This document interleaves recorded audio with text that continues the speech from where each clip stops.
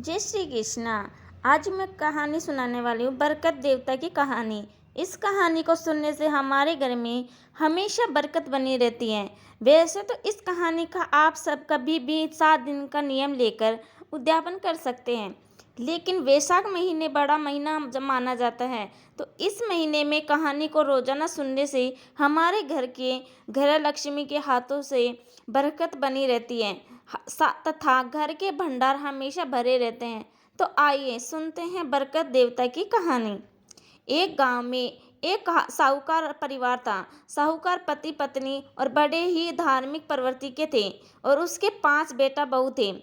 उनके परिवार में कई पीढ़ियों तक किसी को भी बेटी नहीं हुई थी और जब उनके 5वें बेटे के बहू को बेटी हुई तो उस घर पूरे परिवार की खुशी का ठिकाना ही नहीं रहा। उन्होंने बहुत खुशियां मनाई और पूरे गांव में लड्डू बांटे। इससे पूरे गांव को बड़ा आश्चर्य हुआ। वे कहने लगे कि ये बेटे के जन्म की खुशी तो हर कोई मनाता है, पर बेटी के जन्म की खुशी कोई इस तरह मनाता है क्या? तब उस गांव के मुखिया ने कहा कि हम सभी को तो साहूकार परिवार से सीख लेनी चाहिए। साहूकार परिवार के लिए उनकी बेटी किसी रतन से कम नहीं है। इसीलिए परिवार वालों ने उसका नाम रत्नावती रखा। रत्नावती का पूरा परिवार बहुत ही लाड चाव से पालन पोषण कर रहा था। उसकी हर इच्छा को सबसे पहले पूरा किया जाता था। रत्नावती अपने परिवार की तरह ही बहुत ही धार्मिक प्रवृत्ति की थी। जब वह बड़ी हुई तो अपने दादी के साथ रोजाना मंदिर जाने लगी। वह भी अपनी दादी के साथ तुलसी, केले, पीपल आदि को सींचती, सभी देवी देवताओं की पूजा करती, भजन कीर्तन करती। एक समय की बात है, जब वैशाख महीना आया तो साहूकारनी अपनी पोती के साथ मंदिर में गई। वहां बहुत सी औरतें वैशाख महीने की कहानी सुन रही थीं, तो दोनों दादी पोती भी वहीं बैठकर कहानी सुनने लगी। अब वह रोज जाकर मंदिर बैठ जाती और कहानियां सुनती। एक दिन कहानी सुनाने वाली ने कहा कि मैं आज आपको बरगद की कहानी सुना रही हूँ। इस कहानी को सुनने के लिए 7 दिन व्रत रखें और लगातार रोजाना कहानी सुनने के बाद उद्यापन के लिए विष्णु भगवान के मंदिर में बरकत की कथा का उद्यापन करें। इससे उसके घर में कभी भी धन धान्य की कमी नहीं होगी और घर में हमेशा अन्न धन से भंडार भरे रहेंगे तथा परिवार के पुरुष तथा महिलाओं के हाथों में हमेशा बरकत बनी रहेगी। तब साहूकारनी ने भी 7 दिन तक कहानी सुनकर व्रत करने का निश्चय किया और रोजाना कहानी सुनने लगी। 7 दिन के बाद साहूकारनी ने बरकत की कथा का उद्यापन कर दिया। रत्नावती अभी बहुत छोटी थी, तो साहूकारनी ने उनकी तरफ ध्यान नहीं दिया था कि उससे भी उद्यापन करवाना है। धीरे धीरे रत्नावती बड़ी हुई और जब शादी योग्य हो गई तो परिवार वालों ने अच्छा घरवार ढूंढकर उसका विवाह कर दिया। रत्नावती के ससुराल में 4 जनों का एक छोटा सा परिवार था, जिसमें सास, ससुर, रत्नावती तथा रत्नावती का पति था। जब रत्नावती ससुराल आई तो रोजाना के अन्य कामों का जिम्मा उसे सौंपा गया तथा खाना बनाने का जिम्मा सासू माँ ने ले लिया। उसके सास खाना बनाने के बाद सबसे पहले अपने पति को खिलाती, फिर पुत्र को खिलाती और फिर बाद में खुद खाकर बचा हुआ जो भी खुरचना बचता वह रत्नावती को दे देती। रत्नावती बचा कुचा खाकर पानी पीकर सो जाती थी। धीरे धीरे रत्नावती कमजोर पड़ने लगी। तब एक दिन रत्नावती के पति ने रत्नावती से पूछा कि हम घर के सिर्फ 4 जने हैं, मैं अच्छा कमाता हूँ, अच्छा खाना बनता है, पर तुम रोजाना कमजोर क्यों होती जा रही हो? तुम्हें किस बात का दुख है, मुझे बताओ। तब रत्नावती बोली कि आपकी माँ आप सभी को तो भरपेट खाना खिलाती है, लेकिन मुझे बचे कुचे कढ़ाई की खुरचन परोस देती है। मुझे रोजाना भरपेट खाने को नहीं मिलता, इसलिए कमजोर होती जा रही हूँ। तब उसके पति ने कहा कि मेरी माँ ऐसा क्यों करेगी? तुम कल से मेरी थाली का खाना खा लेना और तुम्हें जो खाना परोसा जाए वह मैं खाऊंगा। दूसरे दिन से रत्नावती का पति कोई ना कोई बहाना लेकर अपने खाने की थाली को कमरे में लेकर रत्नावती को खिला देता था तथा उसे जो खाना परोसा जाता था वह खुद खा लेता था। धीरे धीरे रत्नावती के पति का स्वास्थ्य बिगड़ने लगा। रत्नावती के पति दिन भर दिन कमजोर पड़ने लगा, सूखने लगा तब रत्नावती की सास ने अपने बेटे से कहा कि बेटा, मैं तो तुझे रोज अच्छे से एक अच्छा खाना देती हूँ, फिर तुम दिन प्रतिदिन कमजोर क्यों होते जा रहे हो? क्यों दुख दुख क्यों सूखे जा रहे हो? तब बेटा बोला, माँ, मैं रोज बचा कुचा खाना जो तुम रत्नावती को देती हो वह खाता हूँ, और मेरे हिस्से का खाना मैं रत्नावती को खिला देता हूँ। जैसा खाना खाऊंगा शरीर भी वैसा ही होगा।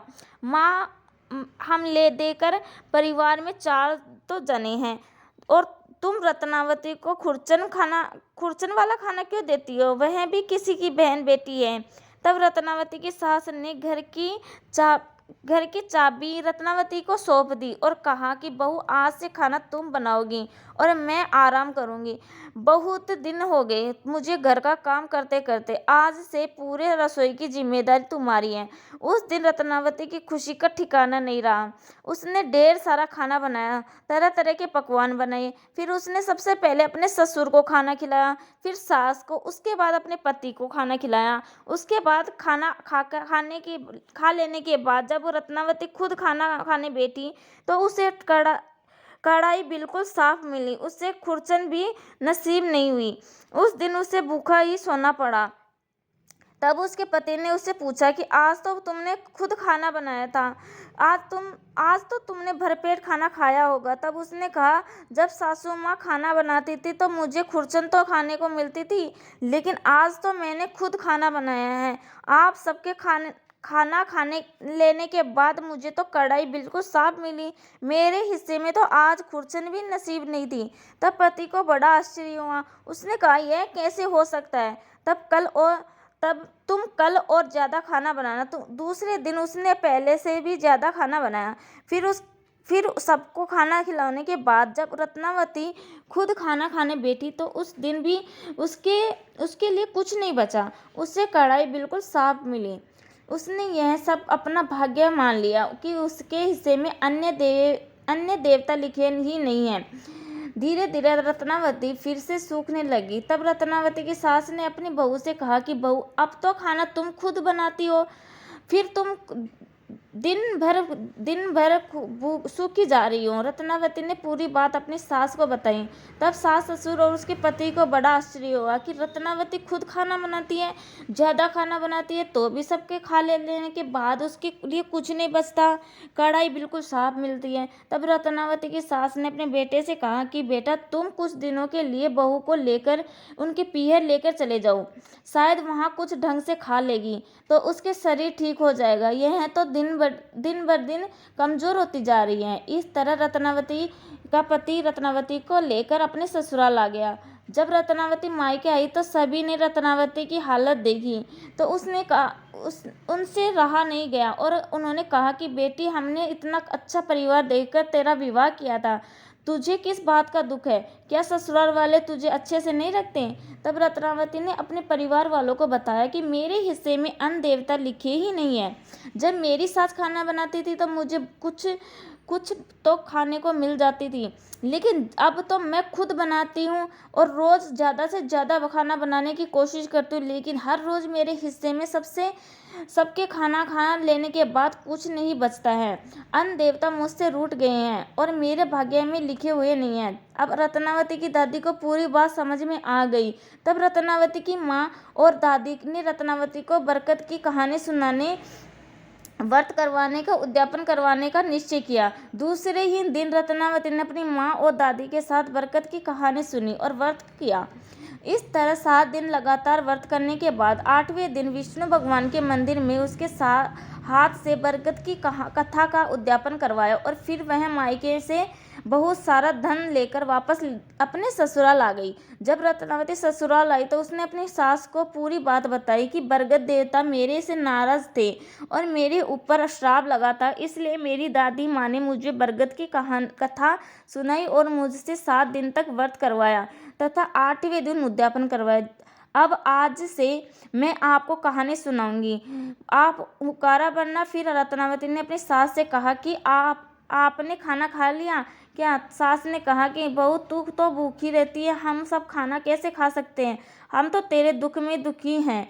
तब रत्नावती ने कहा कि आज से मैं आपकी कहानी सुनाऊंगी। हम सब व्रत करेंगे और 7 दिन बाद बरगद की कहानी का उद्यापन भी करेंगे। तब रत्नावती ने कहानी सुनाई। सास ने हुक्कारा भरा। रत्नावती के पति और सास ससुर ने भी बरगद की कहानी सुनी। 7 दिन तक उन्होंने भी व्रत किया और फिर 8वें दिन रत्नावती ने अपने सास ससुर और पति के साथ बरगद की कहानी और व्रत का उद्यापन किया। विष्णु भगवान के मंदिर में गए। उद्यापन में नारियल, मिश्री, मिठाई और दक्षिणा चढ़ाई। सभी ने भगवान से घर में बरगद बनी हुई रहे इसकी प्रार्थना की और पहले जो गलती हुई उसके लिए क्षमा मांगी। उसके बाद घर आकर रत्नावती ने खाना बनाना शुरू किया तो उसकी सास और पति ने कहा कि बहू, आज तो तुम बहुत सारा खाना बनाना। लेकिन रत्नावती ने कहा कि नहीं, आज मैं देखना चाहती हूँ कि बरगद के देवता मुझसे नाराज हैं या मुझ पर राजी हो गए हैं। आज मैं पहले जितना खाना बनाती थी उसका आधा ही खाना बनाऊंगी। उस दिन रत्नावती ने हमेशा से कम ही खाना बनाया और फिर अपने सास ससुर से कहा कि आप खाना खा लीजिए। लेकिन उसके सास ससुर ने कहा कि नहीं बहू, पहले तुम खाना खा लो। लेकिन रत्नावती ने कहा कि नहीं, पहले आप सब खाना खाइए, उसी के बाद मैं खाना खाऊंगी। तब रत्नावती के ससुर, सास और पति ने भर पेट खाना खाया और उसके बाद जब रत्नावती खाना खाने बैठी तो अभी भी बहुत सारा भोजन बाकी था। उस दिन से रत्नावती भी भरपेट भोजन करने लगी। हे बरगद देवता, जैसा रत्नावती पर राजी हुए वैसे ही सब पर होना। जैसे रत्नावती से नाराज हुए वैसे किसी से ना होना। कथा सुनना और सुनता ही हुक्कारा भरते रहना। परिवार को खुश रखना। जय श्री राधे राधे।